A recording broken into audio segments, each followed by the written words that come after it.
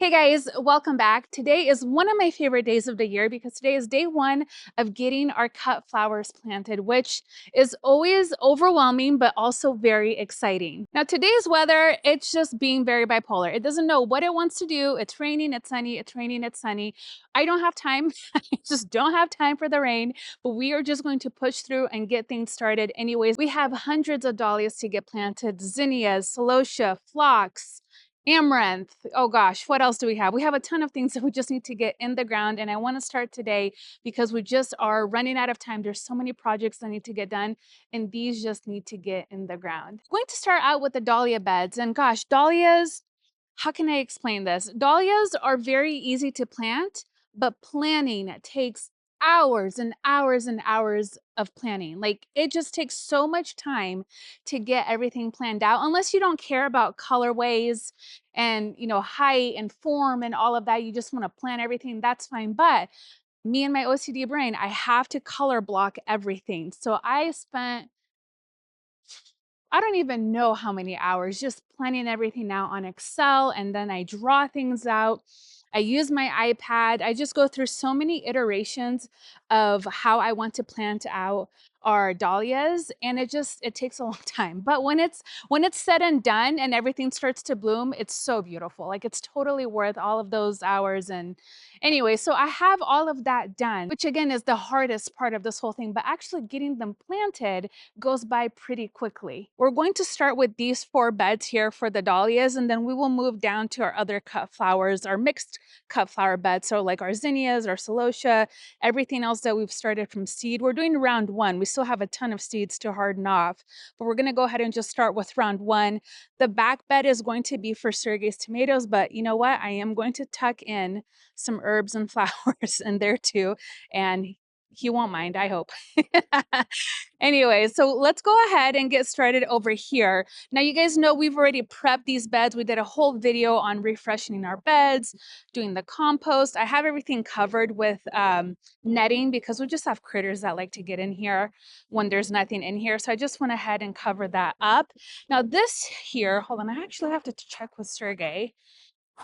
Okay, yes, he fixed it. So when I was pulling out our dahlias, I accidentally broke this piece here on this bed. So we just need to cover that up, and then we will come back and put in our drip tape. I don't know if we're going to have time to do that today, but all of these beds have drip tape that runs to them, and they're on different schedules. So like our dahlia beds are on a schedule, our other flowers are on the schedule. But anyway, so I'm gonna go ahead and we'll wait to put the drip tape back on because that'll probably be something my stepdad and Sergey can do together. Now I'm going to show you the state of my deck with all of the dahlias. Most of them are out here that we were going to get planting. It's a mess. Don't judge me. I'm a very organized person, but when I am working, it like becomes a tornado. And then I get organized, and then my brain can think, and then I can get planting, and then I clean up. So it's organized chaos is what this is. As you can imagine, there are dahlias behind me, but we're not going to plant those, so we don't have to focus on that mess. But these are the majority of the ones that we are going to get in the ground today. I tried to lay them all out like this. That way I know where I'm going to be pulling a certain variety from. And then I'll start to make piles of which ones are going to go in each bed. So for example, this is bed number 1 here, and these are all of the ones that are going to go into that very first bed. Now here's a map of how I plan out all of our dahlias in each bed. So this is bed number 1. Colorway for bed number 1 is going to be a lot of apricots, some yellows, and kind of transition into some peachy colors. And when we move to bed number 2, we're going to continue that peachy, kind of come into that pink and continue on and on in each bed. So this is really the bed that I finalized, and I'm like, okay, I'm very happy with this. Now, of course, this is just a map. When I'm out there planting, sometimes I'll like change my mind the very last second, and then I'll just come in and make notes.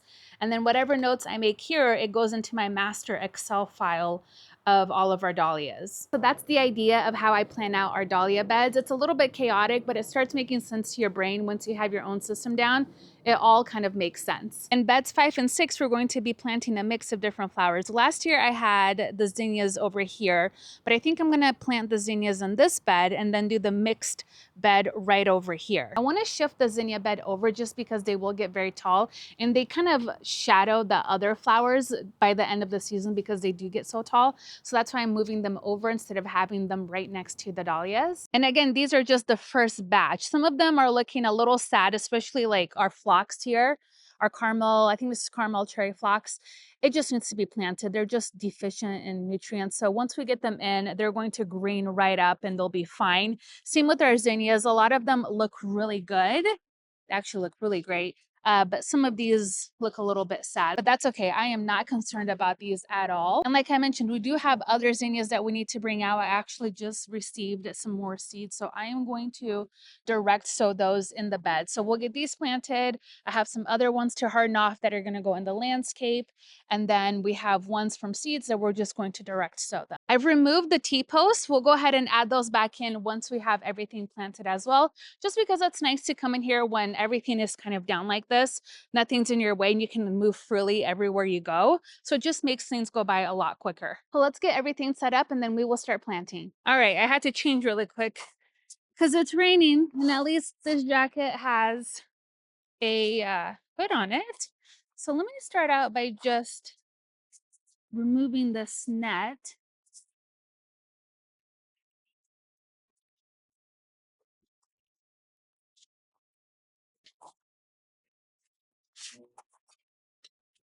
It just started to pour, so I just came under the deck really quick to tell you guys what we're going to be doing so you can see and hear me over all of the rain. But we are going to be planting our dahlias about 8 inches apart. You typically want to plant them at least 12 inches apart. This year, I just want to experiment and push them even further. I've had a couple of friends who've grown them closer the way I am doing it this year, and they've had success with it. So I'm going to try it. So they're going to be planted 8 inches apart, but the rows are going to be about 16 inches apart. And my theory, or the way I was thinking about this, is if I plant them close together like this, they are going to support one another, so they're not going to topple over. We still stake all of our dahlias, we corral them, but I just thought it would be interesting to see how they perform in tighter spacing. Are they going to get taller because they're going to be competing for the light?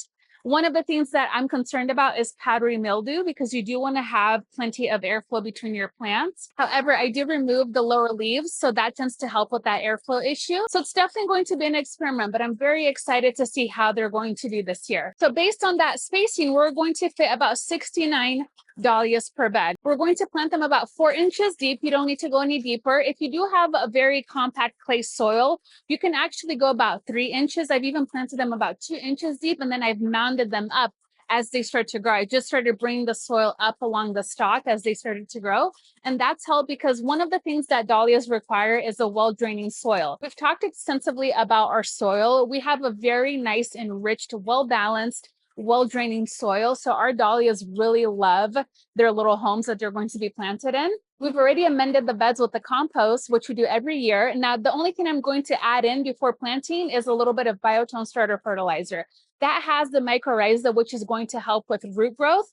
And I've noticed every time I use the Beaverton starter fertilizer with a lot of our flowers, they tend to do really well. So I always start with those two things, compost and then the Beaverton starter fertilizer. And that really amps them up and gets the soil all charged up for them to start growing and doing really well for us. Instead of digging individual holes for each dahlia, I'm going to go ahead and just trench everything with like a little hoe. Then we will sprinkle in the Beaverton and then we will come in and drop the dahlias in each of their little spots. Although the way it's raining, we might need to postpone the video, which I don't want to do. To add to the chaos, we are losing light because I am doing this after work. You guys know I have a regular job, 9 to 5 right now, and I'm a data analyst. So anyways, so I don't have a ton of time to do this, and I just really want to get it started. All right, guys, we are just going to put our big girl pants on and get out there and just get after it. We can't wait.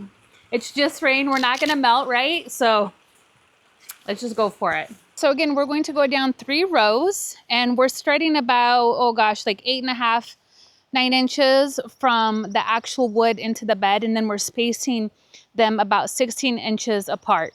All right, I'm going to start trenching down. And I'm using this stake as kind of my guide so I can go as straight as I can. You could also just do a streamline from end to end. That looks pretty good to me.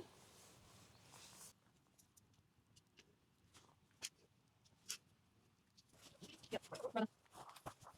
Yep.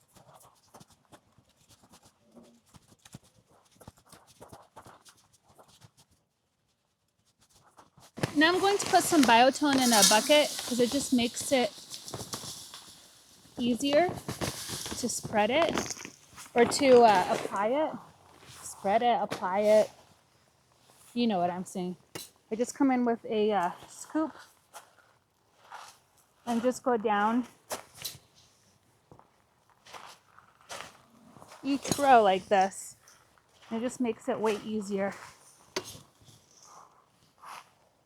You can always get your soil tested if you don't know the nutrient contents of it and see if you need to add any additional nutrients, any trace minerals like boron or whatever it is that your soil is lacking that dahlias like.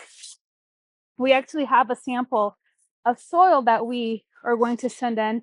Ideally, you want to do this before you plant, but because I'm very happy with the way our dahlias have been performing over the years, I know it's a pretty well balanced soil, but I'm still very curious to see what the results are going to tell us in terms of what exactly is the composition of our soil. And you see what I mean about the weather being crazy? There's like a rainbow behind me and the sun just doesn't know what it wants to do. But that's gardening here in the Pacific Northwest. You just never know what you're gonna get. All right, bed one, here we go. Have my notes over here so we can reference what we're going to be planting first. Let's see, Summer Haze, Holly Hill Pollyanna, and Lee's QP. So you can see I lay everything out like this. That way I can just quickly look at each one and pull whichever ones we are planting. The ones in the paper bag are ours and all of the other ones are ones that we've ordered new this year. So we've already, I think I've already edited out maybe 50 varieties. And I think we're planting about a little over 200 varieties. I don't have the final count yet. But anyway, so I just went ahead. I think I took out actually like 60 different varieties from what we grew last year. A lot of them in the landscape that I just wasn't a fan of. So we just got those out. Those went to some friends. And now we are just adding a bunch of new ones in this year. I am really on the hunt for growing really beautiful unicorn rare varieties.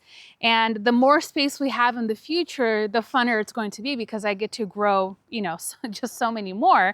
But for now, I have to be very strategic about what I'm growing, what I love, what I want to sell, and what I want to make available for you guys next year, hopefully when we have our tuber sale.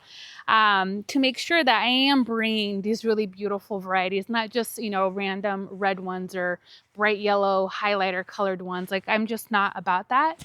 And one day we will be able to just grow everything. But for now, I'm just being very methodical about what we are planting out in our garden. I'm going to lay all of them out and then we will take them out of their packaging as we move down. I'll use this little guide that's marked to about 8 inches to make sure that we're spacing them accurately all the way down.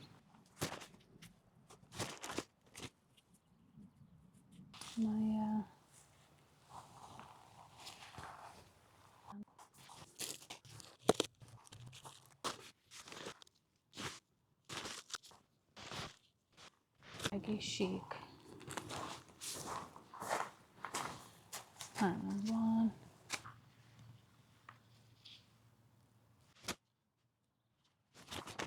We have everything laid out. We're going to be planting them horizontally, just like this. And I've actually seen people plant them up like this, but I think just it's more common to just do them horizontally. It shouldn't impact how they grow. Some growers, like some breeders, will actually just dig deep and then they'll just kind of plant them up like this. I've always just planted them horizontally. If I'm planting them in this direction where the crown is facing one direction, I'm going to try to plant them all in the same direction. So it's not going to be like this one is like this, and then there's an eye right there. So again, just to ensure that even spacing between all of them. And I always try to plant with that little eye, the growth point facing up. You will see that when you receive some of your dahlias, it already has some growth, like this one here does. Here, let me open this up. If they arrive and they have a growth like this, you can just go ahead and plant them. If they have a really long, squiggly, white, pale growth, I go ahead and just gently remove that off, pinch it off, and then plant them. I remember the first year I ordered from a farm and some of them came in with really long growths, and I was trying to be so gentle. And when they would break off, I would cry and think, that's it, they're not gonna grow.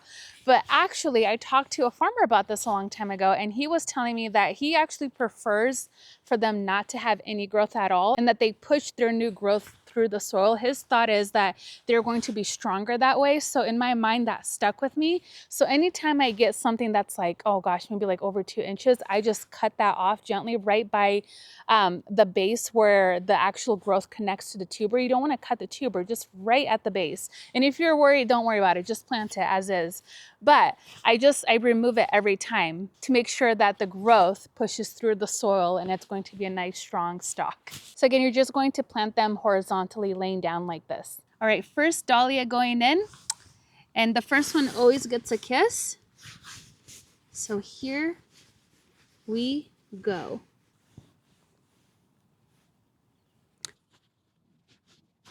I know this probably isn't very exciting, but my heart is just jumping for joy right now. I love this part so much, just because all of the potential, all of the beauty, it's going to be amazing. I can just feel it. It's going to be a great dahlia year. Can I chime in a little bit? Nope. No, go ahead. Okay, hold on. Wait. Okay, Sergey's like, can I chime in? Only if it's positive. If it's not positive, we don't want it. Take it how it is, positive, not positive. But here I am just fixing irrigation and doing random things, and I hear her talking, and she's saying that like, oh, it might not be fun. It might not be fun to some people, but I'll tell you, for 3 days in a row, she's been in her notebook, drawing, doodling, making notes, organizing. I literally, every time I walk in and I see the computer, I thought the computer was frozen. I just see dahlias every single time. So maybe it's not fun to some people, but she is obsessed over it. Obsessed. And yeah, that's all I gotta say. That is all I gotta say. It's a healthy obsession. Yeah. Healthy obsession, sure. No, but it's good. She's great.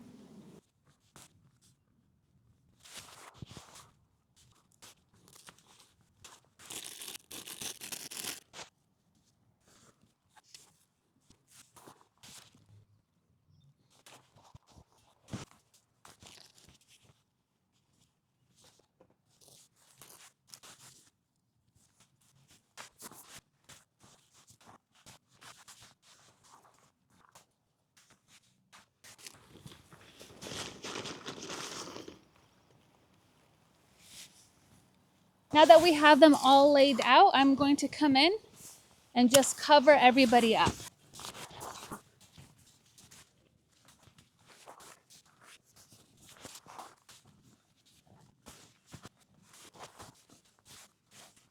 I will use these for our labels. They're about 12 inches long, I believe, and they work really well. Ideally, you want to have your labels ready before you're planting, but because it's been raining, it's a little bit chaotic. I didn't today, but usually what I'll do is I'll come in with our labels, our plan, get everything planted, labeled, and you're done. Let's talk about staking for a quick sec. If you're planting your dahlias out in the landscape, or you're not going to mass plant them, where you can corral them the way that I do with the T-post, you're going to want to come in with your stakes at the time of planting. That way you don't puncture them.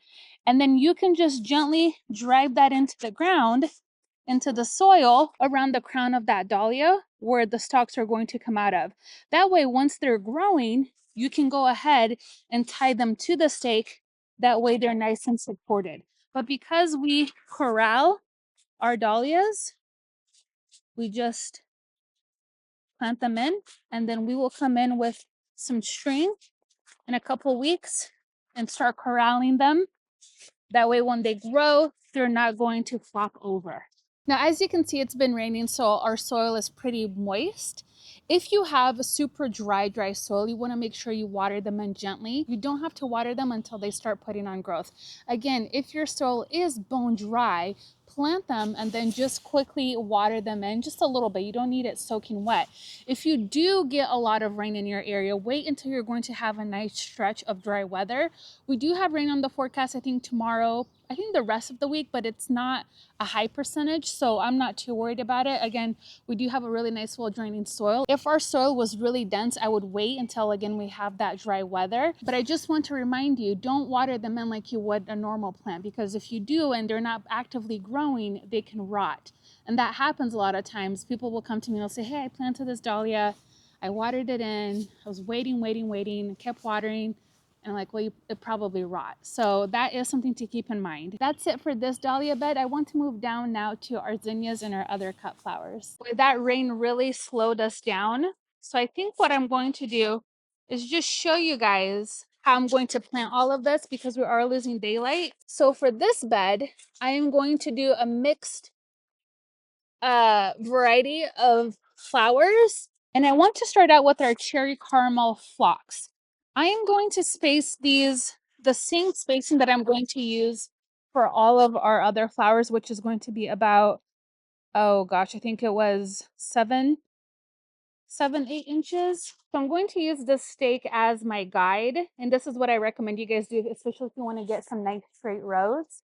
So I'm going to space all of our plants, our other flowers, so our zinnias, our celosia, our phlox. We have foxglove, amaranth, oh my gosh, so many flowers. I can't even remember at the top of my head, but we've done videos of all of the seed starting, so you guys know all of the varieties we're growing, and we will get them out here, get them out in the next couple of weeks. But anyway, so I'm going to do 5 rows down. So that's going to be about, I think it was 8 inches apart, 7 inches apart. I can't remember. And what I do is I mark up a stake or like a bamboo, or you can just use your measuring tape. And I mark the stake, the distance that I want, and then we will use that to plant all the way down. Now with things like cosmos and zinnias, celosia, you should space them about 9 inches apart. However, again, I just like to space mine a little bit more densely, because I do keep them harvested. I do cut them back. I make sure that we are removing any foliage from down below so they're not going to get powdery mildew. So I like to push the boundaries of our flowers and see what we can do. So that is what I'm going to do. But if you are going to grow cut flowers and you're going to put them out in the landscape, give them a little bit more room to breathe. So I'd really stay around that 9-inch spacing. So I'm going to demo for you. So what I'll do is I'll just make a little trench all the way across, sprinkle in some biotone. We will just pop them out of our seed trays.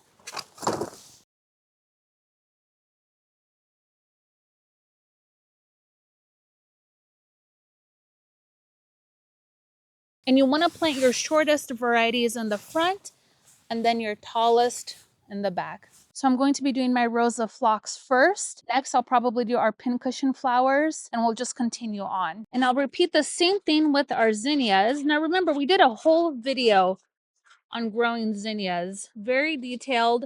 And if you're curious to know all of the varieties that I'm growing, I have pictures and all of that in that video. So I will link it down below. And we'll just do a little bit of biotone. And we'll start out with the ballerina mix. Roots on these look so healthy and beautiful. So I will just come in and pop out a bunch of them. It's all about efficiency, especially because we're planting quite a bit. I try to be as efficient as I can, because although I would just love to play with them all day, we have so much that we need to get done this time of year that I try to streamline our process as much as possible. So the goal today was for me to do these 2 beds here with a lot of our a lot of our flowers. But because we are losing daylight, I just wanted to show you guys what I'll do. And if you are going to do or use some of this technique, do everything at once. So do your measurements, make your trenches, come in with your fertilizer if you're going to fertilize. Plant them in and then cover them back up. Just because if you're going to do it row by row, oh gosh, that just takes forever. So it's just nice to have processes in place because that is one thing about me. I am all about automation, efficiency, all of that. I strive and I excel in that, in those two things. So whether it's at work or here doing flower things, I just try to streamline all of our processes so we can quickly get it done. All right, well, that got messy real quick. I'm so upset that we didn't get to show you guys everything that we're doing just because we're losing light. We're going to continue working. We have flashlights that we'll just use on our head. There's also our string lights in the garden, which actually makes such a big difference and helps us out, especially on nights like this when we're trying to wrap things up. So I'm going to continue planting. I just won't film it because we're losing daylight and you guys are not going to be able to see anything quality. So anyways, I hope all of these tips and tricks help when you're planting out your cut flowers this year, whether you're doing it in the landscape or in a designated space. One other thing I wanted to know about your dahlias is make sure you have a little bit of extra inventory in case something doesn't work out. It doesn't matter how beautiful your tuber is when you plant it. It might have an eye, it has the crown, it has the neck, it has the body, it has everything it needs to grow. But sometimes they just won't grow or they'll just rot or something will happen. So it's always nice to have maybe like 5% extra of whatever your inventory is that we can kind of plan so you don't have empty spaces in your cut flower garden or wherever it is that you're growing flowers. Just again, keep that in mind. It's something that I learned the hard way. One year I think I was growing, I had like the exact number that I needed and then I planted it and then a couple of them didn't come up and I was like, there's a blank space. So I don't like to have blank spaces in my garden, especially when it comes to the flowers. So always have a little bit extra and just pot them up. You can start them in containers. If everything grows, then great. Now you have some extra tubers that you can plant on your landscape or give away. But if not, at least you have a backup on hand to replace whatever it is that didn't grow for you. For my zinnias, I'm going to continue just planting them out just like we are here. There are going to be some that I'm going to direct sow that I didn't start because I ordered them late, but that's fine. They'll grow just fine. And I'll use the same method. I'm going to put about 2 seeds per cell just to ensure that they have good germination. The great thing about zinnias, they typically have really good germination rate, especially if you order from a reputable source. But usually I'll do 1 to 2 seeds, even if I am direct sowing them. I'm going to start hardening off the rest of our cut flowers. So again, this will kind of be a mixed bed. I might add in, well, maybe I shouldn't. Maybe I should leave this whole bed to zinnias. I think that was my plan anyway. But now I'm like, well, maybe I can add some celosia over here. But I think I'm going to just keep them separate. Maybe go a little bit heavier on the celosia here. I do have a ton of celosia to put out in the landscape. And that's pretty much the game plan. Again, we still have a ton of dahlias to plant. I honestly thought I can at least get 3 beds done today. But no, the weather was like, no, you're not. Not today, girlfriend. And I think that's it. I hope I'm not forgetting anything. My brain is just going all over the place right now just to make sure I got everything. This is what happens when the weather changes while you're filming and you just kind of get distracted and you think, okay, did I get everything? Because you're trying to stay dry. You're making sure the camera's not getting wet. You're making sure your things aren't getting ruined. It's a whole thing, you guys. So anyways, thank you guys so much for hanging out with me today in my garden. Again, I'm so sorry about the weather and the lighting. It's just not the best, but this is reality, right? Like I can't just show you all of the pretty things and all the beautiful organized flowers. You have to see what goes on behind the scenes because it is a lot of work, but it's work that I love. So I don't count it as work. So anyways, thank you guys again for hanging out with me today in my garden and I'll see you guys next time. Bye-bye.